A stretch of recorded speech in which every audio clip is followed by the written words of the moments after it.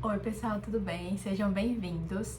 No vídeo de hoje eu queria falar e detalhar mais para vocês como é que funciona uma anamnese. Mas eu não vou focar nas perguntas que você deve fazer especificamente ou coisas desse tipo.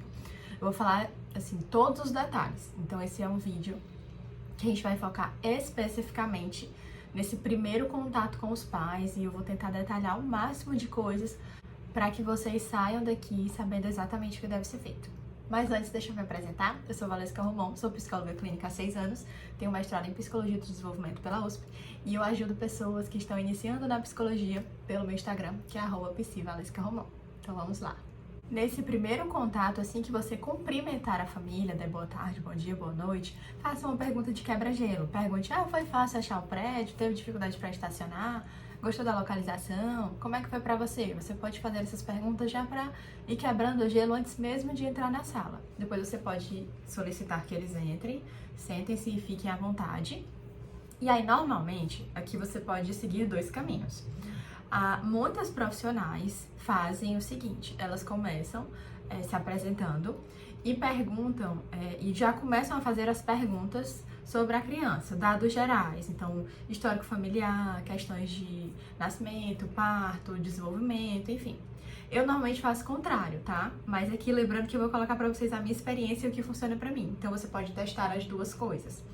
Então, normalmente, assim, que a família entra e senta, eu me apresento. Resumidamente, eu sou psicóloga, ajudo crianças e famílias há X anos, etc. Mas vamos lá, por que vocês me procuraram? Como eu posso ajudar vocês? Então, eu faço primeiro essa pergunta, porque normalmente o que é que eu percebo? Que quando eu começava preenchendo todo aquele checklist, algumas perguntas eram sensíveis para a família. Então, por exemplo, como foi o parto? Aí, se era um parto, sei lá, que a mãe queria muito que fosse um parto X e foi um outro tipo, aí ela já fica mais confortável. A criança mamou, aí a mãe, vamos imaginar que a mãe não conseguiu amamentar, e aí já traz mais um desconforto. Então, a gente não sabe quais são as perguntas que desencadeiam desconfortos específicos.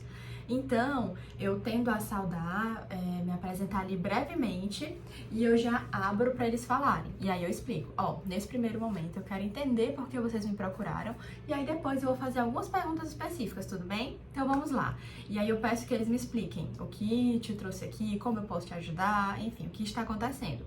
E aí normalmente é um tempo bem longo e aí você vai anotando, enfim. Essa fala dos pais normalmente é uma fala mais geral, são falas que normalmente fica um pouquinho difícil de você conseguir identificar fatores que estão influenciando, as consequências, enfim. Ali a gente, como psicólogo comportamental, se a gente pegar só essas informações assim, cruas, fica difícil fazer uma análise. Então, nesse momento, as únicas interrupções que você pode fazer com a família, quando eles estiverem falando sobre a demanda principal, são perguntas para operacionalizar e direcionar melhor. Então, por exemplo, ele é muito desobediente. Aí você pode perguntar, você pode me dar um exemplo da última vez que essa situação aconteceu? Com quem ele estava? O que ele fez? Especificamente, o que aconteceu depois? Então, os pais vão colocando ali aquela demanda de forma geral e você vai tentando operacionalizar, tentando entender os contextos, os comportamentos, normalmente o que os pais fazem depois, com que pessoas a criança faz isso, como eles reagem, etc. Então, você vai ali tentando coletar essas informações mais iniciais dessa forma.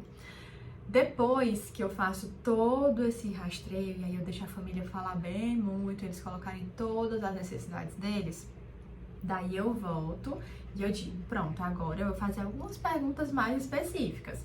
E aí a gente vai abordar a questão do nascimento, da estrutura familiar, da rotina da criança, do sono, da socialização, da parte escolar. Então, assim, depois eu vou esmiuçando esses outros detalhes, mas vejam que já teve um quebra-gelo bem legal, a família já conseguiu ficar bem mais à vontade, então você já sabe ali mais ou menos também alguns pontos que talvez sejam sensíveis, que eles já tenham colocado, e aí você vai aprofundando depois nas outras perguntas que são também extremamente importantes. Alguns pontos são muito importantes no momento em que a família está trazendo a queixa. Um deles, quando a gente vai fazer essas perguntas para tentar operacionalizar, é ter muito cuidado para não parecer um julgamento. Então, por exemplo, ele é muito desobediente comigo, certo? Em que momentos ele fez isso? Ele estava com você? Como foi o seu comportamento depois? Então, essas perguntas, elas também podem direcionar algo para que os pais pensem, por exemplo, nossa, então a culpa é minha, então eu que estou fazendo isso, então ele só faz isso comigo. Então, quando você fizer essas perguntas, à medida que eles forem respondendo, você também vai trazendo acolhimento e empatia. Você pode falar, nossa, isso é algo que está afetando muito a família de vocês. Vamos colocar isso como objetivo aqui, tá? Então, vocês devem colocar, assim, perguntar e já colocar aquilo ali, olha, isso aqui vai ser uma meta, porque eu percebo que está causando um desconforto muito grande, tá mexendo muito com a dinâmica familiar, vamos focar nisso aqui. Então, você faz a pergunta, tem a resposta, mas você também precisa demonstrar empatia e acolhimento, tá bom? E um outro ponto muito importante é que você tem que ter cuidado com perguntas de escolha. Então, você perguntar, por exemplo, ele é mais agitado com você ou com o pai? Ele é mais agitado assim só na escola? Então, perguntas que já vão direcionando para uma resposta. Tentem fazer perguntas mais abertas. Então, você me falou que ele é mais agitado. Como que pessoas, em que situações ele costuma ser assim? Em que horários? Você percebe se tem alguma relação com horários específicos ou com atividades? Enfim, você faz perguntas mais gerais para não direcionar a resposta do familiar. Então, depois que você receber a família, você vai fazer essa breve apresentação, depois perguntar as queixas, em seguida preencher todas aquelas perguntas.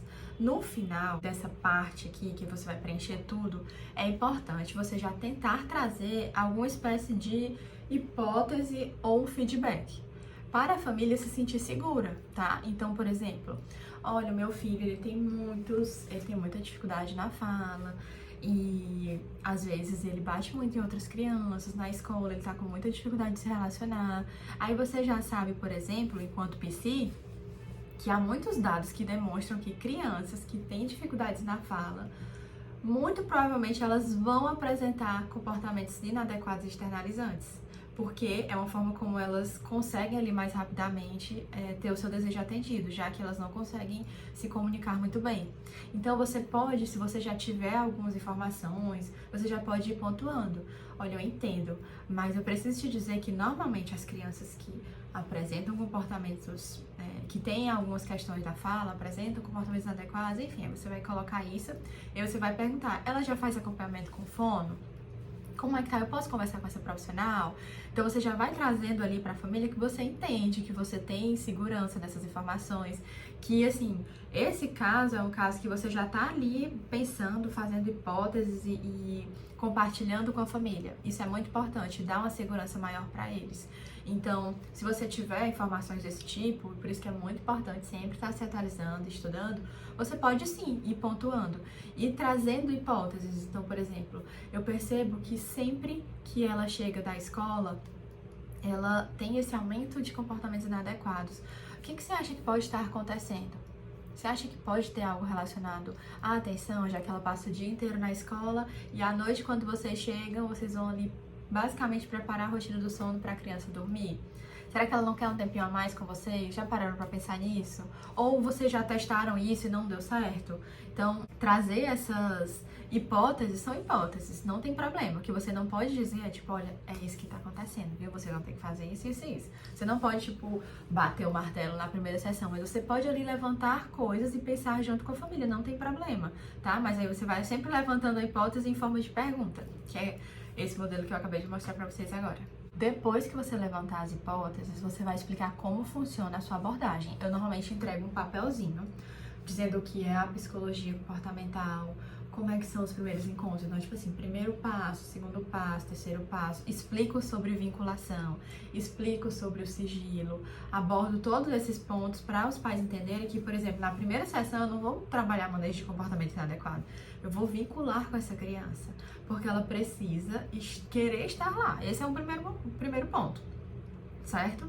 Então, vocês vão explicar, tipo, detalhadamente isso pra ela, que pra criança ser colaborativa, pra ela entender, pra ela conseguir fazer as atividades propostas, ela precisa estar vinculada com você. Ela não vai chegar pra uma pessoa totalmente desconhecida e vai fazer tudo que a tia pedir, enfim.